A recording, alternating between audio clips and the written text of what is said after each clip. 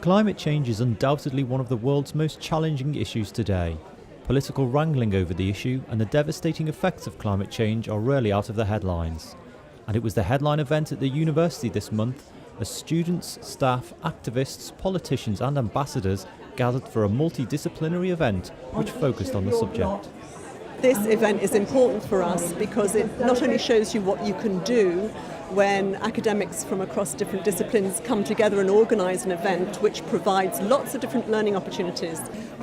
More specifically, this is about two things in particular. Climate change, which is a very important social and global issue, a challenge which faces all of us, and more so future generations, such as yourselves, students and young people, will be facing a very different and rapidly changing world. So it's very important for us as the university to take that responsibility to prepare you to understand and know what the challenges are. It was very much a hands-on event. The main morning activity involved participants taking on the role of climate change negotiators.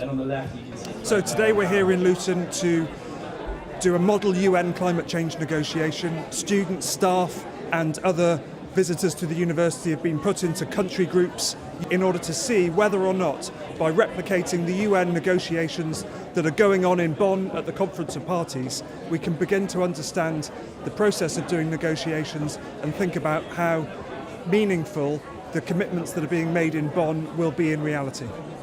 These, of course, were mock negotiations, but for some of the participants, negotiating climate change is very real. Wendy Moman is Vice President of the Eastern Region of the UN Association and has worked as a delegate on the Commission on Sustainable Development. Well, I think the main challenge is to get the world to understand that we are one people living on one planet. That's the main concern. So every country, every bloc has got its own interests, and they think that those interests trump all the others. But actually, if we don't work at this collectively, we will not manage it at all. Well, I think there's two things. One is ordinary people. Ordinary people themselves need to understand this issue and not be blinded by the politics of it, but to think of their own situation and to realize the effect that climate change has already had on them and on their children. Secondly, we have to do something to make sure that our government understands the passion that we have as individuals around those issues and not let them just slip by and say that it's some other issue that's more important. Right now, there's nothing more important than trying to understand how we can make sure that the planet that we actually stand on, from which we get our food, from which we get all of our life and sustenance, is in danger. And if it's in danger, we're in danger. One of the great injustices is that often the countries that are least to blame for global emissions are the ones most affected by climate change. Take the Caribbean islands, for example, which were devastated by Hurricane Maria earlier this year, an event which directly affected some of our own staff at university. Well, I am a member of staff here at the University of Bedfordshire, but I'm from the Commonwealth of Dominica, and our island was affected by Hurricane Maria on the 18th of September. The whole island was devastated and destroyed. So for me, it was really a shock. I still think about it and look at the before and after pictures as we're showing on the screen here and just really can't believe that this is our little paradise that has just disappeared in our eyes over a few hours. We would like to raise awareness of what has happened and to let the world know of the impact of climate change. It is not something that is happening in the future, it is something that is happening to us now. Our country is proof that climate change is real and it is happening now. Unfortunately for us, it's something that we face on an annual basis. However, because of our small size and the small size of our economy, we don't benefit from a lot of industrial production. So naturally, our rate of emissions will be almost nil. However, we're severely impacted on an ongoing basis. So we're calling really on all the international and developing countries to really be more conscious, to be more aware, and to really take a stand and to support the move to reduction of emissions. We think that this is important for them to take action and for action to be taken straight away. Of course, in 2 to 5 years, we are hoping that action will have been taken, and the levels have started to regularize and at least not climbing. So the survival of Dominica depends on that action, and so does the survival of our planet. The event coincided with International UN Day, and the Vice-Chancellor led a flag-raising ceremony to mark the occasion. He later spoke to us about the value of the climate change event. It's a really experiential process where students are sitting down, looking at the challenge from climate change, looking at the way governments and decision makers make commitments, how those are negotiated, and how you actually make process. So I actually think it's bringing the whole process of sustainability and international action to tackle it very much alive for those students, and it will make it much more understandable for them moving forward. 1.5 to stay alive. Ask them how they think they can do it. The role-play element of the event allowed students to gain a real understanding of the conflicts of interest and daily dilemmas involved in climate change negotiations. And this emphasis on active learning was praised by many participants in the feedback booth. So in terms of this event, I think it was great because of the knowledge sharing, so working with different organisations, student staff, and sharing our, in some cases, similar views, but from different angles. Yeah, same with me. It was great to work with students, it was great to work with people from outside the university. It was a great learning experience for me.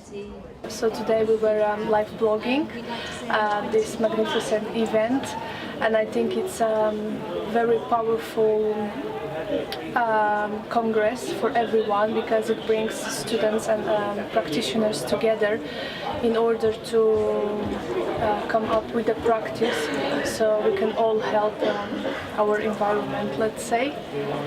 What I enjoyed is the fact that I had an opportunity to meet people, members that even work in Bedfordshire that I didn't know worked here, and they're really a good team. And overall, I think the outcome was good, and that I learned quite a lot of things that will help me in everyday life and also in events, because that's my course, event management. So thank you. Today's conference, I feel I have learned a lot that I didn't know before in actual statistics, and hearing from representatives or potential representatives of different countries. We think that this is a magical experience, and it could help, it could benefit academics and students around the world, honestly. And, yeah, climate change is really, really important, because look what happened in Dominica because of failure to pay attention to climate change. The level of knowledge, the degree of participation, the wonderful climate conference simulation event, all this was taking us to a much higher level, and I think that's really, really important. It actually shows that the world can and is changing here at the university. In the afternoon, practitioner workshops took place, which examined areas such as sustainability, activism, and the media's response to climate change. I think the media have got a critical role to play. One thing I would say is to stop teeing up climate change as a 50-50 debate between the majority of scientists who have compelling evidence that climate change is real and is happening, and the one or two who perhaps disagree with that perspective. The other thing is to try to explain the science to people. I think because climate change is a human construct that muddles together lots of independent strands of evidence, sometimes just by calling it climate change, we're making things less clear rather than more. By investigating the individual components, such as ocean acidification and its effects on coral reefs, or the way in which warming in different seasons is affecting ecological interactions, you could communicate to the public much more clearly about precisely how they can expect their lives to change and that of the world around them. The day certainly underlined the difficulties associated with the subject. As a planet, we are doing too little, too slowly to avoid environmental disaster. Despite this, however, there was a real sense of hope for the future. Whether it be on a national, international, or even personal level, our actions can make a difference and put the brakes on climate change. The little things we can do is for people to understand consciously that the great effect that small steps have.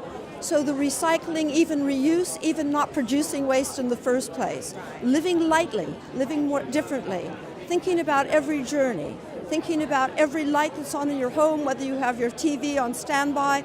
All of those things add to the concerns to helping the climate be what we call adapting. We have to just live in a different way. And at the local level, that's something that communities, even at the neighborhood level, can discuss. But there might be other things that are very small. I won't know about your community. For example, in our area, we have lights that only go on when there's movement. They're not on all the time. You can ask your local train station to do that. That's what we did. So even these small things can be done. I have a lot of confidence in ordinary people doing these small changes and being effective. I'm an optimist. I think that with deep and meaningful change, we can decarbonise our economies. That's going to need collaboration at a global scale that's going to be unprecedented. But I think with the right political leadership and the right science backing that up, we can get to a world that warms by no more than 1.5 degrees.